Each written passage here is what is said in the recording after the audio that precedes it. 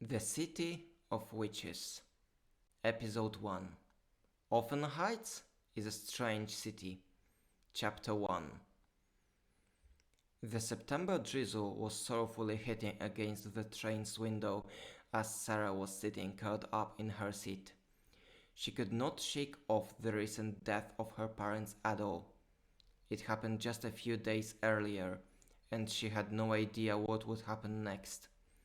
The only thing she knew for sure was that she was going to move to her aunt's house. She hasn't seen Aunt Caitlin that many times. It was mainly during family celebrations such as Christmas.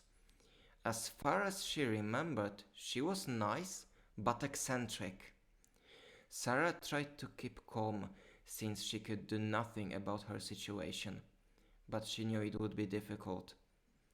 The train was approaching the platform at the Oftenhides main station, so Sarah started preparing to leave. She had two giant suitcases and a heavy backpack, with more of her possessions coming in a courier's truck. With their baggage, Sarah stepped towards the door and waited for the train to stop. Looks like this is it, she thought. The end of a chapter comes with the beginning of another one, huh? The train froze in place, and the door opened. Following a short line of other passengers, Sarah got out to the platform. The weight of her baggage has been slowing her down as she walked towards a taxi stop. She was lucky since there was a small line of them. She waved at one of them and walked towards it. "Good afternoon," Sarah said after opening the front door. "Can you help me with the baggage?" "Sure thing," said the taxi driver as he stepped out of the car. The two suitcases landed in the trunk, and the backpack sat next to her on the back seat. "Where are we going?" asked the driver. Sarah took out her phone and looked at the address from a note she took. "Sir Gawain Street, please." "Understood.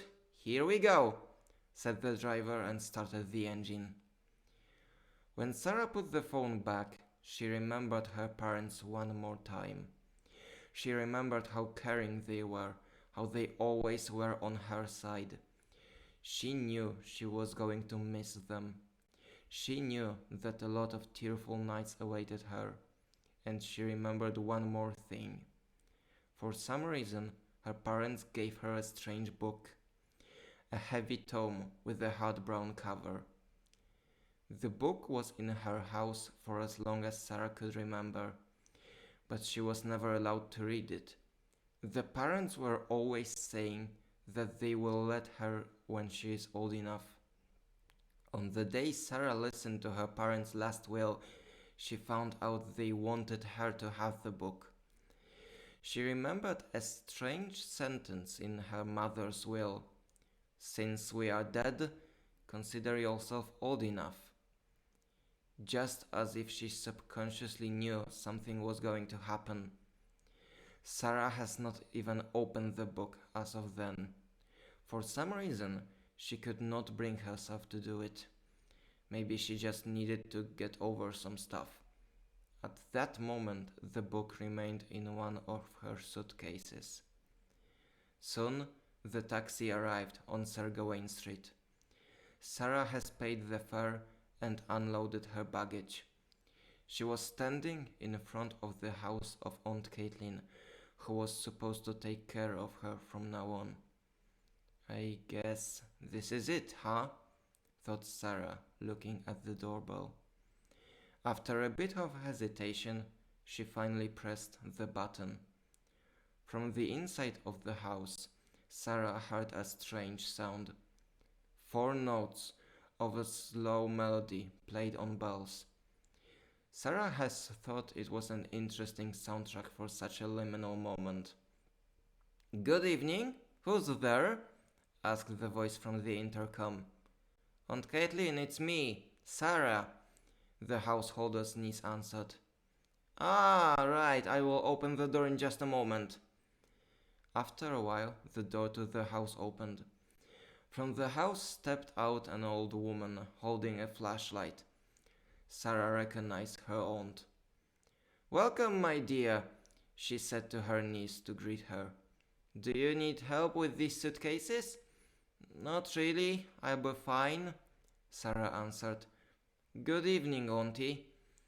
You must be very tired after all your way here. Would you like to eat supper or drink some tea?" Caitlin asked in the manner of a caring grandma. "You know what?" Sarah answered. "I am a bit hungry, so sure, with pleasure." The two ladies were sitting in the dining room. On the table in front of them were two plates full of toasted bread. Between them there were multiple jars of jam, strawberry, apricot, blackberry, and even cranberry sauce. Sarah was looking at her plate with the toast, with the blackberry jam, and a plain one underneath. Her eating was significantly slowed down by reminiscing memories of her old city. "Is something happening?" asked old Caitlin. "I think I haven't got over this whole situation yet," Sarah said, not wanting to produce rude silence. "My parents being dead, having left my home behind. I'm sure you'll be fine sooner than you'll notice." "Thank you. It would be nice to be so sure." The next half of a minute was almost completely silent, filled only by sounds of toasts crunching between teeth. Then Aunt Caitlin asked Sarah one more question. "Is there anything you'd like to do to feel better?" "Short term, probably just go to sleep." "And long term?" Sarah had paused eating and tried to think. What would be the best thing to make her feel better? Maybe seeing her parents one last time? And out of realistic things? Then she thought that it would be nice to make a friend. That would be one thing that could make Oftenhides better than her old city. She didn't really have any friends back there, and she wanted to experience some joys of true friendship. "I want to find a friend," Sarah said, not wanting to conceal the truth. "If that's the case," Aunt Caitlin made an expression suggesting that she was thinking about something. "In fact, I regularly get visited by a girl about your age. It's Sunday tomorrow, so she should come around noon. Maybe you should get to know her." "Yeah, that's a nice idea." Suddenly, Sarah was overwhelmed by exhaustion. She felt that it would be best to simply go to sleep. She thanked Aunt Caitlin for the supper and went to bed. She couldn't fall asleep for some time, still thinking about Mom and Dad. But the exhaustion from the trip was quickly knocked her out. The next morning, in a small flat on Anthony Powell Street, a phone rang. It was picked up by a young girl that has just finished dressing up. The name of the caller displayed on the screen suggested that it was her dear friend. "Good morning, Giovanna," she said to greet her. "Hi, Ursula," the phone let out. "It is unusual of you to call me this early," Ursula said. "I assume you want to tell me about the results of your morning tarot reading?" "Yes, listen, because it's interesting. Today I've drawn Death, the Fool, and the Ace of Wands." "And what does it mean?" "Death means transformation. The Fool means a fresh start or lack of experience. And the Ace of Wands means collecting energy." "Interesting indeed. How do you think this prediction describes me?" Giovanna took a brief pause after her friend's question. Maybe she was trying to prepare her mentally for striking news. "There's the catch," she said after a while. I don't feel that it's about either of us. Ursula had to admit that it had surprised her. Usually, Giovanna's readings revolved around the future of the two of them, or someone from their family. Or Giovanna's boyfriend, but he was away doing some work. That could only mean one thing. Do you suggest we are going to meet someone new in the near future? Ursula asked. That would make sense, Giovanna answered. It fits both death and the fool. And what about the Ace of Wands? Do you have a theory? Giovanna has thought for a moment.